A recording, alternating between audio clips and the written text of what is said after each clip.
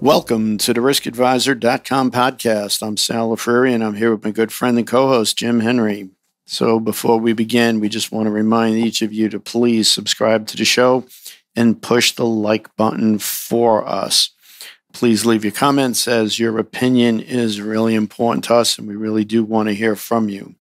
So, Jim, as we get into the third show around contracting and with the government and becoming a vendor and how that whole process works, in this show, we want to talk about how do you find a government contract and what are those keys to being able to navigating that process. Well, we've talked about a lot of the challenges and the logistics.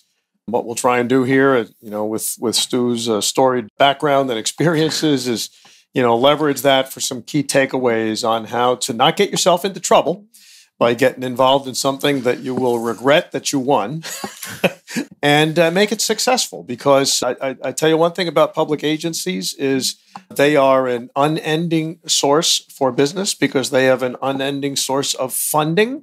So you want to have positive experiences with them, and they want to re-engage with companies they have positive experiences with. So with that, Stu, why don't you tell us where to best find them and get into the meat. Lessons learned. Okay. So how do you find a government contract? I'll give you some sites, but I'll give you an interesting place to go to. And that is, you can most probably find every contact you ever wanted from any city, government, or agency in a thing called the Green Book. Okay. That Green Book used to be about 3 inches thick. It's a pocket book, really, but it's not something you can put in your pocket. About 5 inches tall, 4 inches wide. It has every commissioner's name, every unit head, every executive director, telephone numbers, anything you want to get to, that's where you can find every piece of information about any agency you want to. Usually it's used by the procurement officer, okay, who needs to be able to cross different agencies and find different people because he needs to get some information from them. Okay, but that is definitely a place to go to. You can look it up. It's now on the internet. It's called the Green Book. You should be able to find it. Other places you can go, of course, is if it's federal, you can go to usa.gov. The state, it's ogs.ny.gov. New York City, it's www.1.newyorkcity.gov. And for the Port Authority, it's the Port Authority of New York and New Jersey, and you can find that in their website.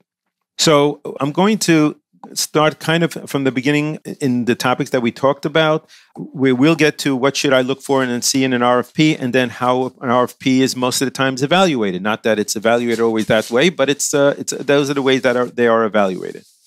So we spoke about the last 2 times, which was about getting in front of an agency at the show and how to present your product or service.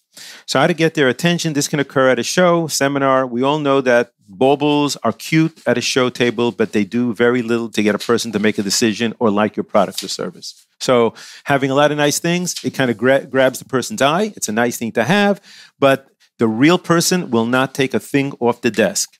Also, agencies have a minimum amount, which can be as low as $5 to zero tolerance.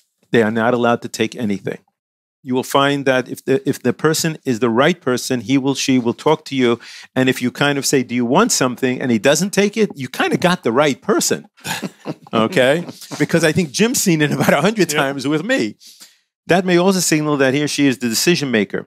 Most important, the key on this question and issues, once you have done your introductory, is where are you, what are you, and are you teaching them? Many of the questions that they will be asking are gems that you need to take further into your quest to complete future RFPs. If they're asking a question about your product, 2 things you can do. Either if you don't have it, it's something you want to do. I've gone to multiple shows and I've said, which could handle some particular product or whatever. I say, well, why don't you have this? And they say, well, we don't have it yet. Okay. Did they bother writing it down? Is it something of their interest? Maybe it's not their vertical. Maybe it's not something they want to do, but maybe it's something that it is a solution that they should be thinking about. Has your company looked into the future for that state or agency and discussed within their team the following? If I were that government agency, where would I want to be in the next 3 years? If you haven't put on those shoes, you're missing that business.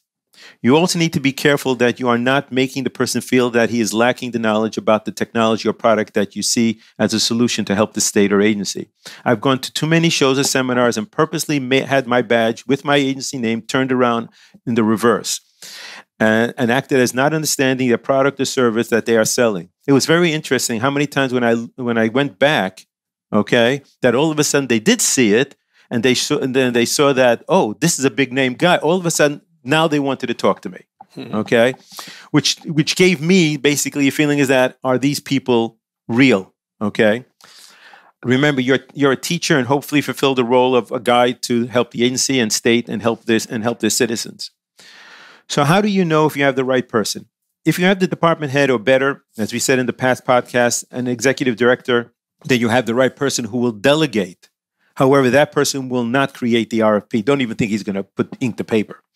The project manager or unit head is given the task to write the RFP or RFQ. If there is an RFP being written, or better yet, to be written, then spending the time with that PM and unit head is worthwhile. Just remember that the moment he writes, puts one dot on an Inca piece of paper and starts that RFP, he will not talk to you at all. He is not allowed to. His marketing period for understanding what to do is over. Here's where you want to point out to the unit head or project manager that the key feature that your competitor does not have and what you want them to put in their scope. You need to probe them on what their hurdles are and set up a future meeting and show them how they can go through the product or service that will help their citizens or regions. So, should I spend money on showcasing and presenting my topic? So with that, make your presentation during the showcase not only on the product, but also increasing their knowledge of the person or agency. That will be what they will remember. The decision-making process will occur then in their heads, and they will use that information as an edge for your competitor, against your competitor. As you go through your selling process, or should I say your teaching process, the listener will begin to feel comfortable that you are not only have the right product, but the right credentials to help them and make their project successful.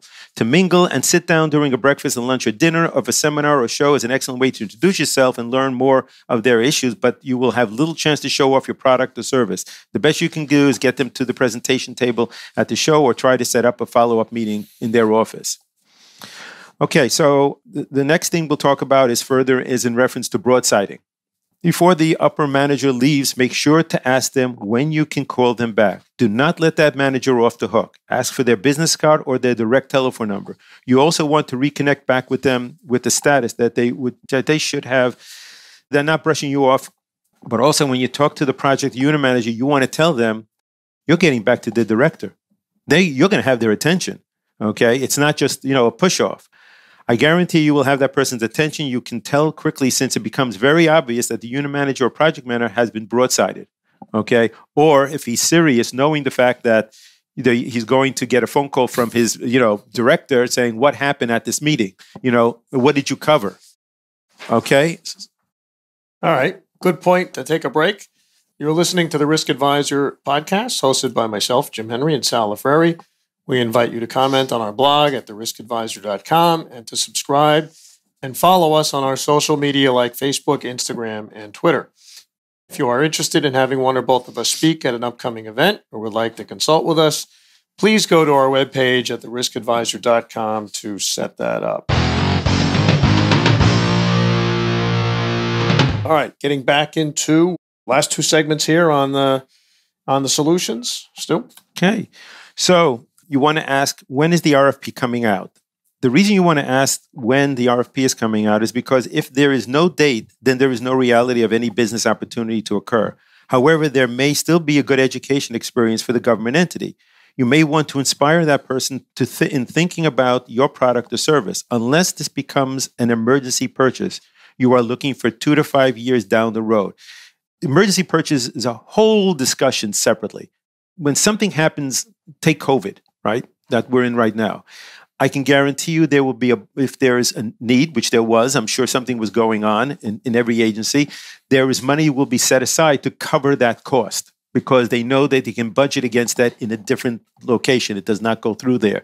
Also, if it's an emergency purchase, procurement acts in a different process, okay? So do not confuse an emergency purchase with an RFP. We can discuss. So again, emergency purchases is a separate entity in itself. So let's spend a few minutes on an RFI. Request for information. An RFI may be wasteful to you if you do not have the time to spend to respond. Do not reply unless specifically sent to you, and then you may still want to nicely deny unless they say you will not be able to respond to the RFP or RFQ. This is the agency's way of obtaining free information so that they can cobble up information from different vendors and create a scope. Now, I think a lot of you have seen this. Sometimes a new manager was put into a position with no knowledge of the need or requirement, and this is the easiest way they can produce the scope. You can always tell whether the project manager is new to the department or industry by looking at the final RFP. If they are new, the scope will look like Swiss cheese cobbled up from different RFIs and inputs. And I can tell you, cut and paste. I have been at meetings where I've been asked to sit in by a group or a department, said, take a look at this. And I say, did you do an RFI? And they said, yes. And I said, well, what pieces did you take out? Because it looks like this is here and this is just jointed out of here. And it's like, it's all over the place. And that's what an RFP. Now, that doesn't mean an RFA is not important. Because, however, if you feel that you're the best product or service, then use the RFI as a golden tool to specifically point out your key advantages so that those advantages are put into the RFP and RFQ, which will put your competitor at a disadvantage. Okay, so there's. I'll tell you, the people who are the recipients of the RFPs, they have to be wise enough to understand that all the information in what they cobble together from RFIs could all be legitimate. But when you merge it together, it doesn't mean it's a melting pot of functionality that really does exist. Right. And an RFP, as I said earlier, is an art. It's not a science. Okay. And a good writer, and it's important that, an agency, either the project manager is a good writer or has a consulting firm who can write. Okay. And if a consultant who can write that, however, be aware, and I think I speak to that a little bit later, once you write the scope, you're out. You cannot answer that RFP or RFQ. So be careful by answering RFI is not a problem. Okay. Answering a consulting to create a scope, you just lost the opportunity of doing the work.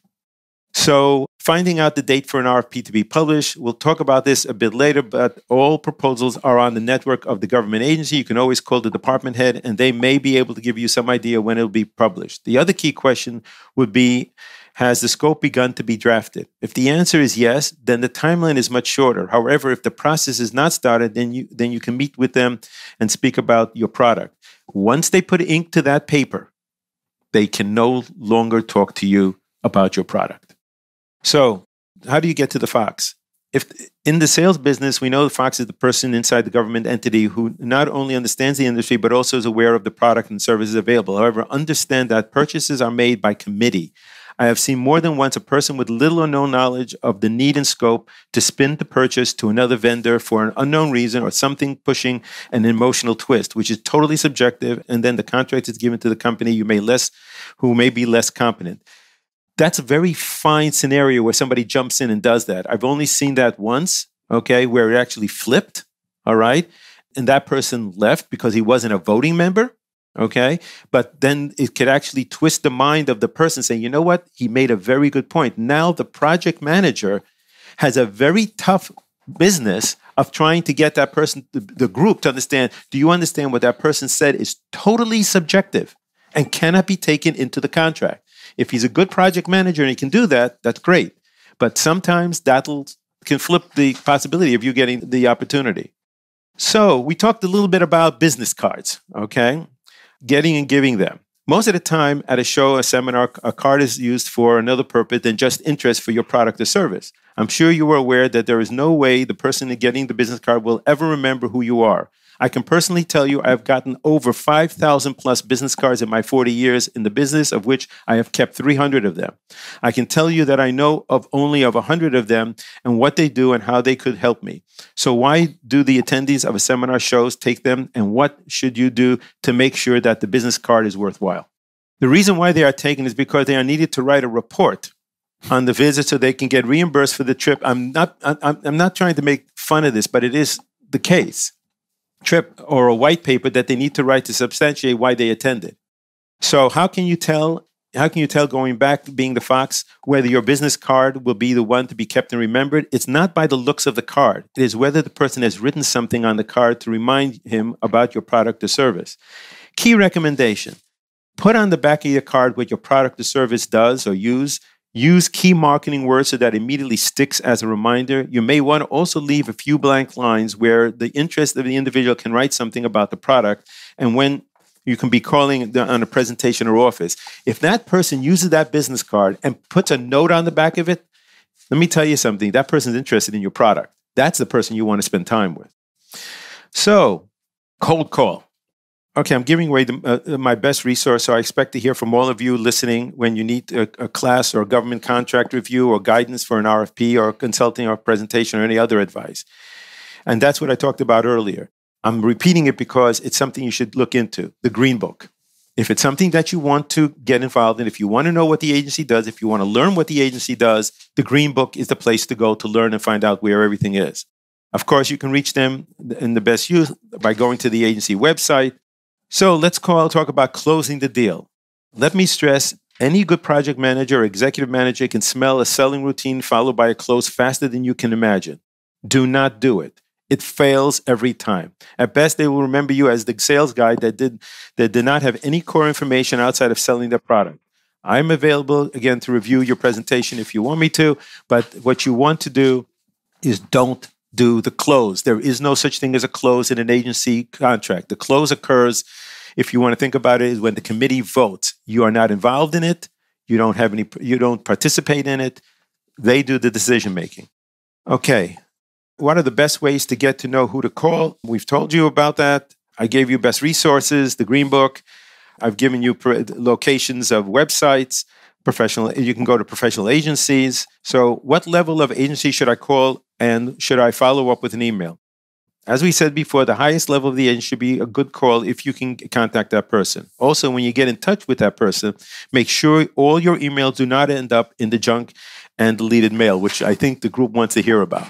All right, let's take a break right there, and we'll jump right into the last segment of the Holy Grail.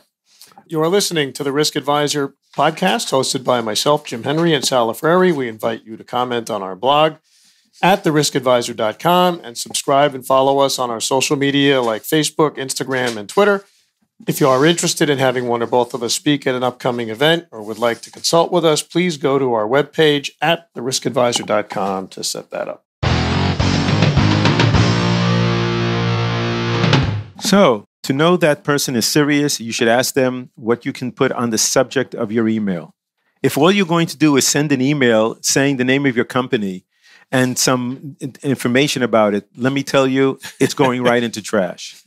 When you get off that phone call, what you want to do is basically say, after you've made that call with that person or that seminar meeting, what is it that I can say in the subject line so that you'll remember the product and myself and how I can help you or educate you or create a lunch and learn or a seminar, a virtual seminar or other meeting that we can have. If you don't get to that point that you put something into the subject that touches that, then I can guarantee you it will not be read because that person has no memory of that product at a show or even at a seminar location. Okay, unless it has hit him, unless that seminar, and I've come out of some seminars where this guy was great. I will never forget that person. Okay, there was one that I saw at a seminar from the guy who was doing ocean. Okay, I'll never forget. He was redoing all the cruises that were out there. He redid the whole way of them doing it and kind of increased how cruising was being done. He was unbelievable, and he left. His education left a major, and as you can hear, I remembered it. Okay, I can't say I remembered every other seminar's presentation, but if that person would call me, I would remember it. However, others, I won't. So if you don't put a good subject title on it, it goes away. Is procurement a good choice to call? When all else fails, if you do not have any luck in getting a contact, procurement is the next to last place to go. I hope you have great charisma, by the way. If it's a small agency, then the person should be able to help you. If it's a large agency, then the procurement person is not going to be the right person. It's going to be the person that you should be asking for is called the buyer, not the procurement person. Because the procurement person is most probably an executive level.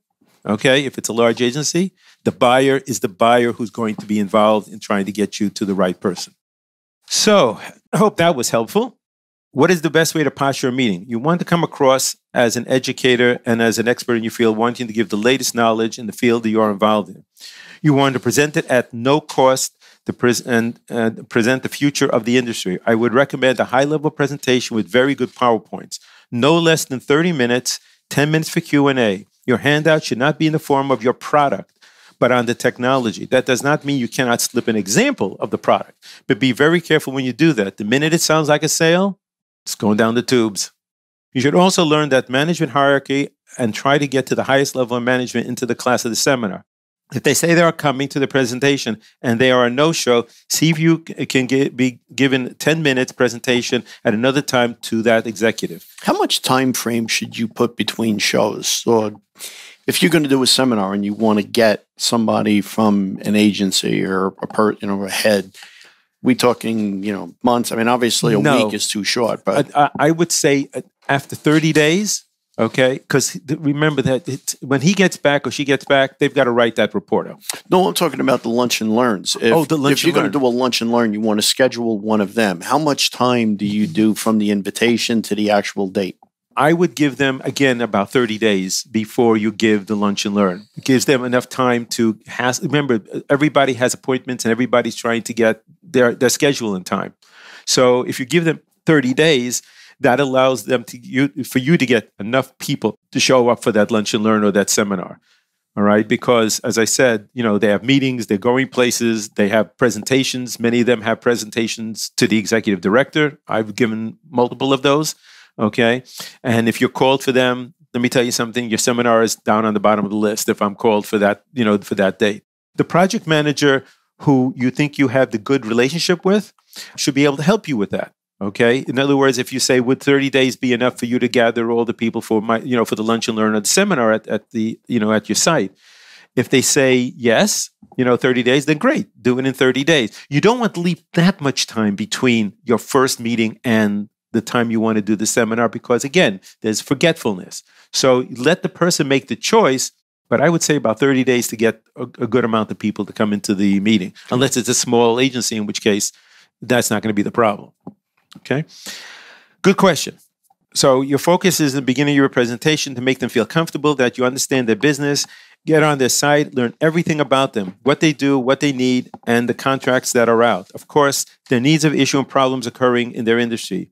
Your aim is to educate them in their needs and to be a guide. In many cases, they are not even familiar with your product, technology, or service you have to offer. You need to make them feel that the education that you are offering will help them in their career or meeting their business issues. When you get to the end of the presentation, you can offer your product or consulting knowledge and company contact, but many times, only thing you will get from them is a bunch of bobbing heads.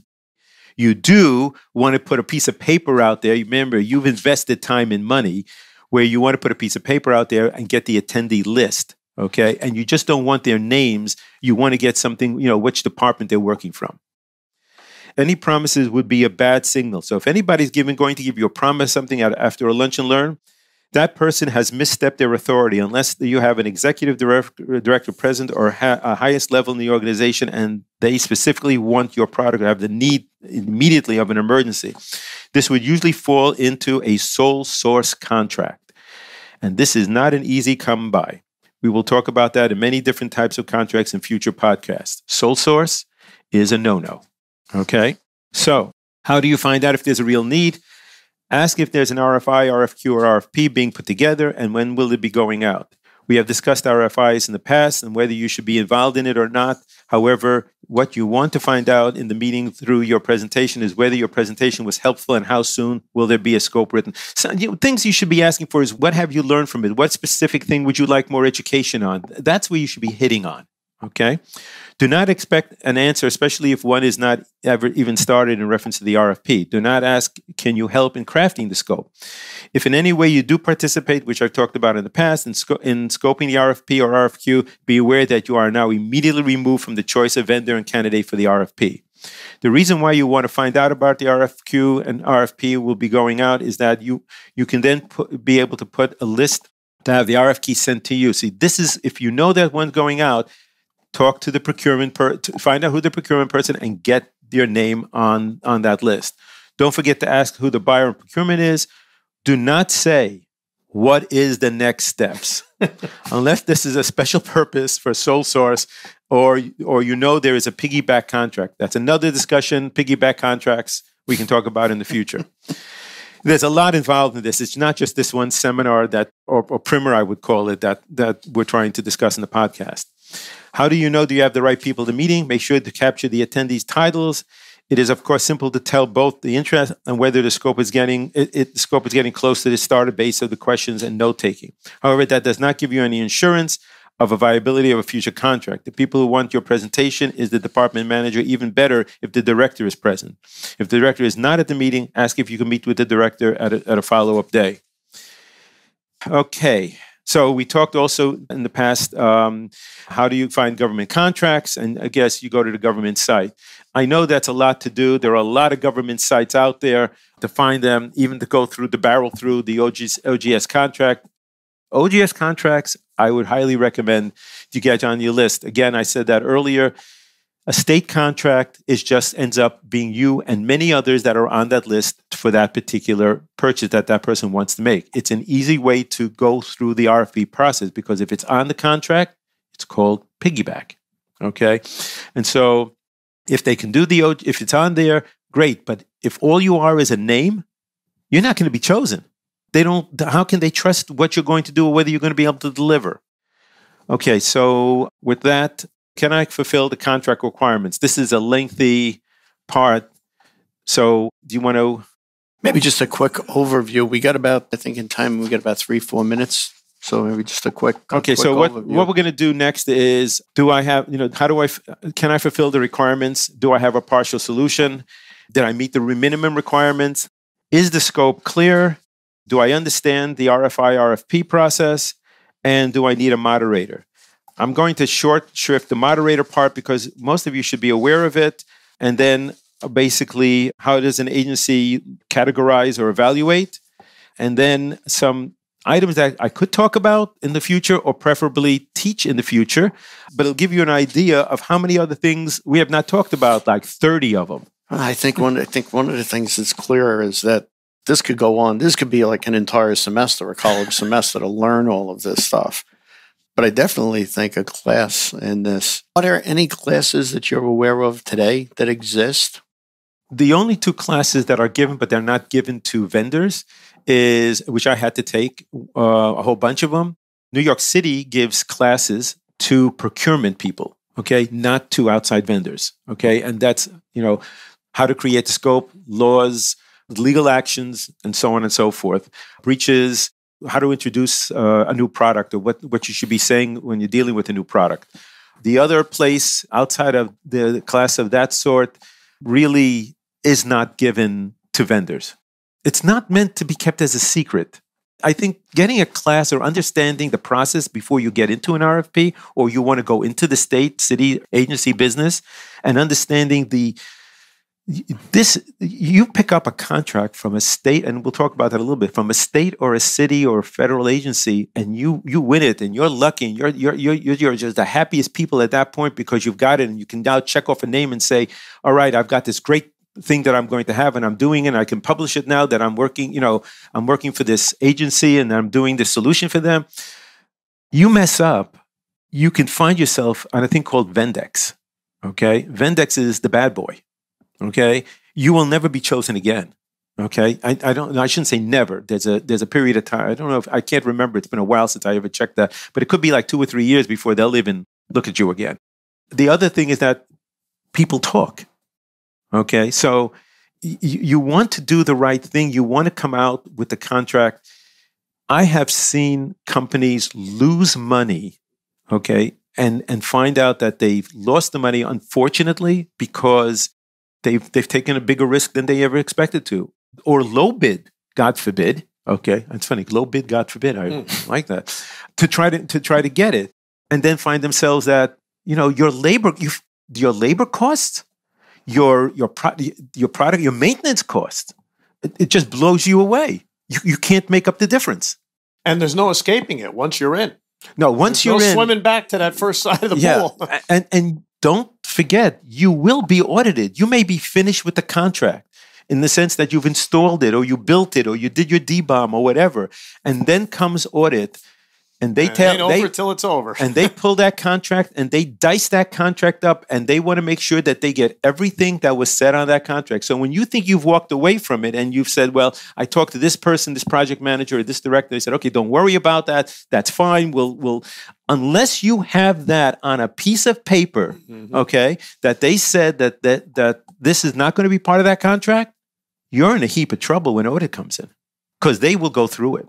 They're the ones with the little cap, with a little pencil, and that list that they're going to say, did you deliver this? Did you deliver this? Did you deliver this? Well, Stu, this has been tremendously enlightening. Your experience is astounding. We really appreciate all of the prep that you did for this series. I think there's plenty of material here yet to continue going forward. Again, knock on wood, we are going to be seeing a lot of contracts coming out here from the federal government, state and local agencies, in the next few years. So it's very relevant material. What are the best ways for people to follow up with you? So you can definitely reach me. I haven't put my website up yet. My name is Stewart Liberman. You can reach me on my email, which is SLIB as in boy, ERMA, no N. That's where my email gets lost. So it's SLIBRMA@hotmail.com. You can definitely call me at 718-344-4199. Even better, you can call the risk advisors, and through them, they can reach me, and I would be more than happy to consult with you, help you, going through the contracts, even helping you make the decision, is this a bad one, or should I even touch it? Go, no go is very important. The legal ramifications that are involved in the contract that it's sitting in, and all the other, if you don't have a legal person, I highly recommend that you have a legal person review all your contracts before you sign on the dotted line.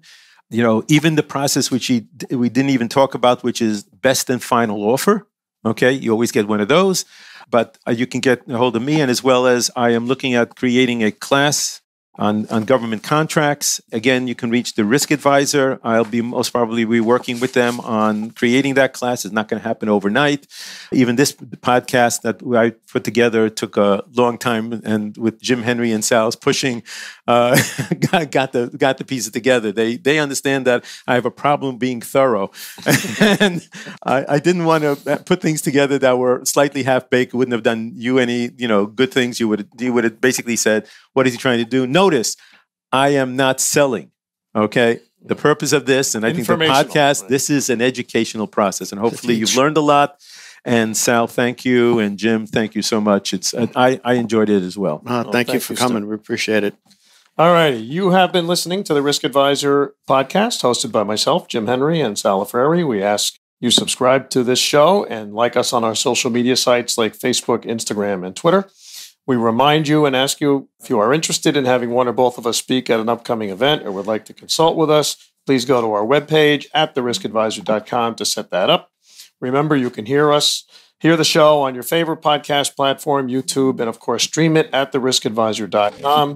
Thanks again for listening, and we hope you tune in again next week.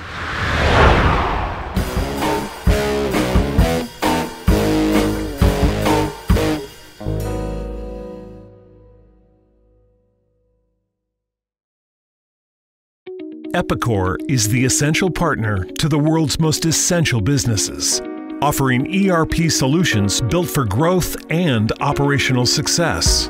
Explore the industry productivity solutions we curate for the automotive, building supply, distribution, manufacturing, and retail industries by visiting epicor.com/essential. That's EPICOR.com/essential.